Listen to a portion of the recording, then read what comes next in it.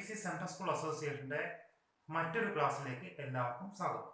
ഇന്ന് നമ്മൾ പഠിക്കാൻ പോകുന്നത് 9ാം ക്ലാസ്സിലെ 4ാമത്തെ പാഠമായ പുരോഹിത പ്രതിഷ്ഠ എന്ന പാഠമാണ് പഠിക്കാൻ പോകുന്നത്. പുരോഹിത പ്രതിഷ്ഠയുടെ ഏതാനും സ്റ്റെപ്പുകളാണ് നമ്മൾ പഠിക്കാൻ പോകുന്നത്. പുരോഹിത പ്രതിഷ്ഠയ്ക്ക് 7 സ്റ്റെപ്പുകളിലായിട്ട് കാണാൻ സാധിക്കും. 7 സ്റ്റെപ്പുകളാണ് ചുരുക്കമായിട്ട് നമ്മളിന്ന് പഠിക്കാൻ പോകുന്നത്. ഇതിന് മുന്നോടിയായിട്ട് ആരാണ് പുരോഹിതന്മാർ? പുതിയ നിയമ പുരോഹിതന്മാർ ആരാണ്? പുതിയ നിയമ പുരോഹിതന്മാർ എന്ന് പറഞ്ഞിട്ടുണ്ടെങ്കിൽ വിശ്വാസികളാണ് പുതിയ നിയമ പുരോഹിതന്മാർ. മഹാപുരോഹിതൻ ആരാണ്? പുതിയ നിയമത്തില് യേശു ക്രിസ്തുവാണ് മഹാപുരോഹിതൻ. എങ്ങനെയാണ് ഒരു പുരോഹിതനെ, പഴയ നിയമകാലത്തെ ഒരു പുരോഹിതനെ എങ്ങനെയാണ് പ്രതിഷ്ഠിക്കുന്നത്, അതാണ് ഇന്ന് നമ്മൾ പഠിക്കാൻ പോകുന്നത്. കൂടാതെ അതിന്റെ അർത്ഥവും കൂടിയാണ് ഇന്ന് പഠിക്കാൻ പോകുന്നത്. 1ാമത്തെ സ്റ്റെപ്പിലേക്ക് നമ്മൾ പോകുന്നു. പുരോഹിതനെ പ്രതിഷ്ഠിക്കാൻ ആദ്യത്തെ പടി 1 വെള്ളം കൊണ്ട് കഴുകുക.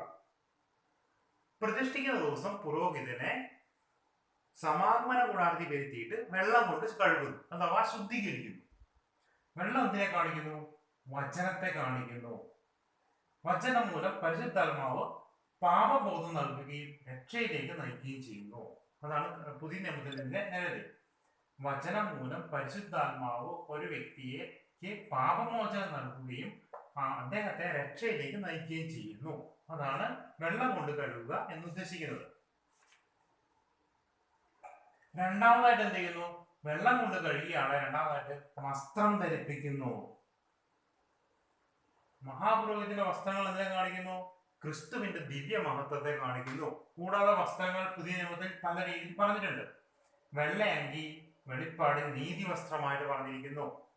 കൂടാതെ നമുക്കറിയാം വസ്ത്രങ്ങൾ സത്യത്തെ അരക്കെട്ടായിട്ട് പറഞ്ഞിരിക്കുന്നു, രക്ഷയെ ശിരസ്ത്രമായിട്ട് പറഞ്ഞിരിക്കുന്നു. അപ്പോൾ ഒരു പുതിയ നിയമ പുരോഹിതൻ എന്ത് ചെയ്യണം? രണ്ടാമത്തെ പുതിയ നിയമത്തിലെ പുരോഹിതൻ അടുത്ത സ്റ്റെപ്പ് എന്ന് പറയുന്നത് വസ്ത്രം ധരിപ്പിക്കുക എന്നാണ്. പുതിയ നിയമത്തിലെ വസ്ത്രങ്ങളാണ് നീതി വസ്ത്രം, സത്യം, രക്ഷ എന്നീ വസ്ത്രങ്ങളാണ് പുതിയ നിയമത്തിലുള്ളത്. മൂന്നാമത്തെ ഒരു പുരോഹിത പ്രതിഷ്ഠയുടെ 3ാമത്തെ പടിയാണ് തൈലാഭിഷേകം. വസ്ത്രം ധരിപ്പിച്ച ഒരു പുരോഹിതന്റെ തലയിലേക്ക് തൈലം ഒഴിക്കുന്നു, തൈലാഭിഷേകം ഒഴിക്കുന്നു. പഴയ നിയമകാലത്ത് തൈലാഭിഷേകം നടത്തിയിരുന്നത് പുരോഹിതനുണ്ടായിരുന്നു, പ്രവാചകനുണ്ടായിരുന്നു, രാജാക്കന്മാരെ അഭിഷേകം ചെയ്യായിട്ട് കാണുന്നുണ്ട്. പുതിയ നിയമത്തിലെ തൈലാഭിഷേകം എന്താണ്? തൈലം എന്താണ്? പരിശുദ്ധാത്മാവാണ് തൈലം. പരിശുദ്ധാത്മാവാകുന്ന തൈലം കൊണ്ട് നമ്മെ അഭിഷേകം ചെയ്യുന്നു. അടുത്തായിട്ട് 4ാമത്തെ സ്റ്റെപ്പാണ് ശുദ്ധീകരണ ബലി അർപ്പിക്കുന്നു. 4ാമതായിട്ടൊരു ബലി അർപ്പിക്കുന്നു. പഴയ നിയമത്തിൽ തൈലാഭിഷേകം കഴിഞ്ഞിട്ടൊരു ബലി അർപ്പിക്കുന്നു. ശുദ്ധീകരണ ബലി, കരപൂരണ ബലി എന്നതിനെ അറിയപ്പെടുന്നു. ബലി അർപ്പിക്കുന്നു. ബലി അർപ്പിച്ച ശേഷം യാഗമൃഗത്തിന്റെ വലത്തെ കൈക്കുറകും കുടലിലും കരളിലുള്ള മേധസ് പുരോഹിതൻ ദൈവസന്നിധിയിൽ നീരാജനം ചെയ്യുന്നു. വലത്തെ കൈക്കുറക് എന്തിനെ കാണിക്കുന്നു? ശക്തിയെ കാണിക്കുന്നു. അന്തർഭാഗത്തെ മേധസ് എന്തിനെ കാണിക്കുന്നു? നമ്മുടെ അന്തരംഗത്തെ കാണിക്കുന്നു. അതെന്തുകൊണ്ട് അതിന്റെ അർത്ഥമാകുന്നത് വെച്ചാൽ നമ്മുടെ ശക്തിയും നമ്മുടെ അന്തരംഗവും കൂടെ നമ്മൾ ദൈവത്തിന് സമർപ്പിക്കണം. കൂടാതെ കൊട്ടയിൽ അപ്പവും വടയും ദോശയും കൂടെ എടുത്തിട്ട് നീരാജനം ചെയ്യുന്നു. ഇതെന്തിനേക്ക് കാണിക്കുന്നു? നമ്മുടെ ശക്തി, നമ്മുടെ ഹൃദയം, ആഗ്രഹങ്ങൾ നമുക്കൂടെ അതെല്ലാം ദൈവത്തിന് നമ്മൾ സമർപ്പിക്കണം. അതാണ് ശുദ്ധീകരണ ബലി അർപ്പിക്കുന്നതിനെ കാണിക്കുന്നത്. അടുത്ത സ്റ്റെപ്പാണ് അവയവങ്ങൾ രക്തത്താൽ ശുദ്ധീകരിക്കുന്നു. ആ ബലി അർപ്പിച്ച ആട്ടുകൊറ്റൻ രക്തം എടുത്തിട്ട് വലത്തെ കാലിന്മേലും വലത്തെ കൈയുടെ പെരുവിരലിലും പുരട്ടുന്നു. ഇതെന്തിനെ കാണിക്കുന്നു?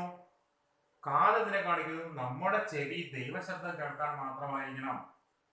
രക്തം പെരുവിരലിൽ പെട്ടുന്നതിനെ കാണിക്കുന്നു. കൈ കൊണ്ട് ദൈവിക പ്രവൃത്തികൾ മാത്രമേ ചെയ്യാവുള്ളൂ എന്നതിനെ കാണിക്കുന്നു. അടുത്ത സ്റ്റെപ്പാണ് പുരോഹിതനാകാൻ പോകുന്ന വ്യക്തിയുടെ വസ്ത്രത്തെ രക്തത്താലും തൈലത്താലും ശുദ്ധീകരിക്കുന്നു. വസ്ത്രത്തിൽ രക്തവും തൈലവും തളിക്കുന്നു. വസ്ത്രം എന്തിനെ കാണിക്കുന്നു? വിശുദ്ധന്മാരുടെ നീതി പ്രവൃത്തികളാകുന്ന നിലയാണ് വസ്ത്രം കാണിക്കുന്നത്. വിശുദ്ധന്മാരുടെ നീതി പ്രവൃത്തികളാണ് വസ്ത്രം കാണിക്കുന്നത്. വിശുദ്ധന്മാരുടെ നീതി പ്രവൃത്തികൾ കൊണ്ടാണ് കുഞ്ഞാടിന്റെ വസ്ത്രം വെള്ളയായിട്ടിരിക്കുന്നത് പറയപ്പെടുന്നു. അടുത്ത സ്റ്റെപ്പാണ് കൂടാരം അതിക്ക് വെച്ച് ഭക്ഷണം കഴിക്കുന്നു. 7 ദിവസവും സമാഗമന കൂടാരത്തിന്റെ വാതിൽക്കൽ വിട്ടുപോകാതെ പുരോഹിതനാകാൻ ഉദ്ദേശിക്കുന്ന വ്യക്തി ആട്ടുകൊറ്റന്റെ മാംസവും കൊട്ടയിലെ അപ്പവും ഭക്ഷിച്ചുകൊണ്ട് അവിടെ പാർക്കണം. ഇതെന്തിനെ കാണിക്കുന്നു? വിശ്വാസികളായ പുതിയ നിയമ പുരോഹിതന്മാർ നിത്യവും ദൈവവുമായ സംസർഗത്തിൽ വസിക്കണം, നിത്യവും ദൈവസന്നിധിയിൽ പാർക്കണം. കൂടാതെ ഇങ്ങനെ ഭക്ഷണം കഴിക്കുന്നത്, കൂടാരവാതിൽ വെച്ച് ഭക്ഷണം കഴിക്കുന്നത് കർത്തൃമേശയും വിശ്വാസികൾ തമ്മിൽ കൂടുമ്പോൾ നടക്കുന്ന സ്നേഹവിരുന്നിനെയും കൂടെ കാണിക്കുന്നുണ്ട്. പുരോഹിത പ്രതിഷ്ഠയിലെ 7 കർമ്മങ്ങളാണ് ഇന്നത്തെ പാഠത്തിൽ പഠിച്ചത്. ഒന്നാമതായിട്ട് വെള്ളം കൊണ്ട് കഴുകുക, 2 വസ്ത്രം ധരിപ്പിക്കുക, 3 തൈലാഭിഷേകം, 4 ശുദ്ധീകരണ ബലി അർപ്പിക്കുന്നു, 5 അവയവങ്ങൾ രക്തത്താൽ ശുദ്ധീകരിക്കുന്നു, 6 വസ്ത്രത്തെ ശുദ്ധീകരിക്കുന്നു, 7 കൂടാരവാതിൽ വെച്ച് ഭക്ഷണം കഴിക്കുന്നു. ഇതിലെല്ലാം ഓരോ പുതിയ നിയമർത്ഥവും നമ്മൾ പഠിച്ചു. ഇനി ബാക്കിയുള്ള അടുത്ത പാഠങ്ങൾ അടുത്ത ക്ലാസ്സുകളിൽ നമുക്ക് വീണ്ടും കാണാം.